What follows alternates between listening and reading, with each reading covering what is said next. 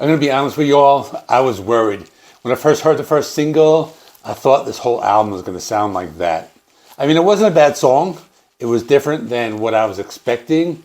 I thought to myself, will this whole album sound like that? But then they released the second single and I felt relieved.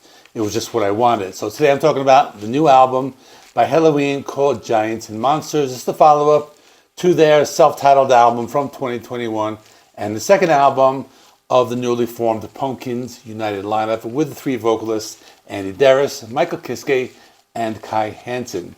First, I'll talk about the two singles I was just talking about, then some of the songs I thought were good songs. Then finally, I want to mention two deep cuts that I thought were my favorites. Then finally, I'll do my final thoughts and score. So let's get into it. First single is called This Is Tokyo. It's not a bad song, but I felt it was a little AOR sounding. A very bright sound, didn't sound like a typical Helloween song. But with that being said, it's a catchy song. It has a chorus that will stick in your head. I like some of the clean guitar playing.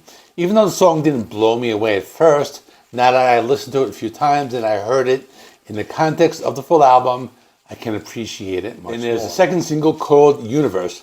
This was the classic Helloween that I was looking for. It had that classic melody, a rapid-fire drum beat. It reminded me a lot of the song Skyfall from the self-titled album, this one here. I was surprised they didn't include this as the first single, but maybe they had some kind of marketing strategy where they would put different sounding songs first. But anyway, this is a great song. I also mention that the song is about 8 minutes long. It has these awesome transitions where they go from the slow part about halfway through and then all of a sudden it goes into double time. Such an awesome song. But now let me talk about some of the album cuts that I liked, and then later I'm going to talk about the songs that were my two favorite deep cuts. First I want to talk about A Little Is Too Much. It's a good song. You can hear the different vocalists very well. It's a catchy song. Another one more on the AOR side, not really classic Helloween, but I still like it. It almost sounded like 80s Kiss with that sound. It was a little polished like that. But then there's Hand of God. This is one of the catchiest songs on the album. It has lots of melody, another chorus that's super catchy. It was almost my pick for my favorite non-singles. This would probably be my third pick. It also has an awesome guitar sound. Then there is Into the Sun, which is a ballad. I like the heartfelt vocals. They are filled with emotion, and they feature lots of harmonized vocals and some big guitars. This would be classified as a power ballad, and it's another track that I like a lot.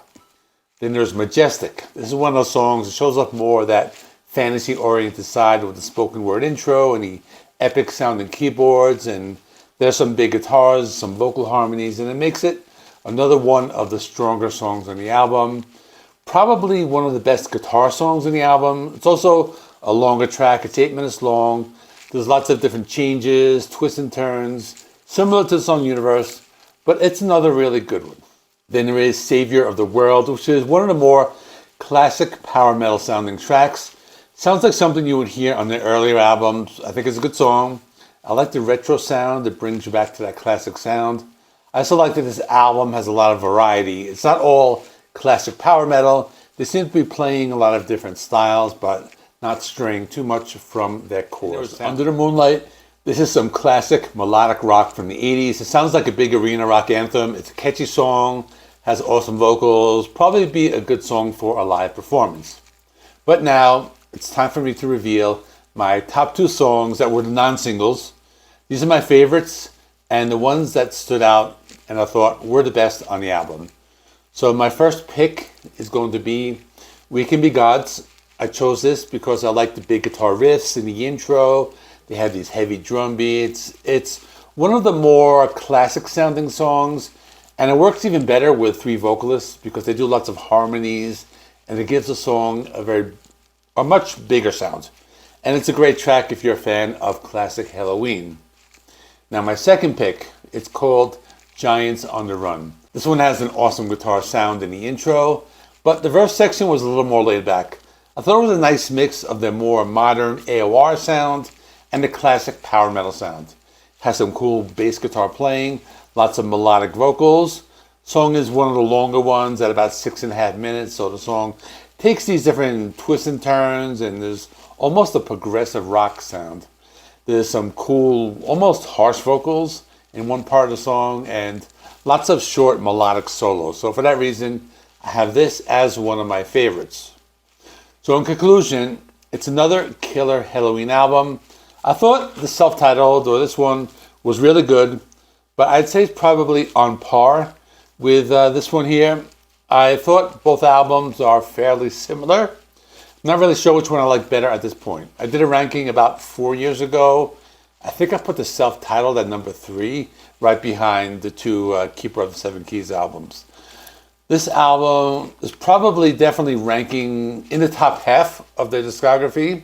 I would have to re-listen to all of them, but for this new album here, my final score is a 9 out of 10. So if you want to check out my ranking I did 4 years ago, I'm going to stick that right there. And thanks for watching. Please like the video. It helps me with the YouTube algorithm. Please subscribe if you have not already. I do rock and metal reviews, rankings, and more. Thanks for watching. I will see you in the next one.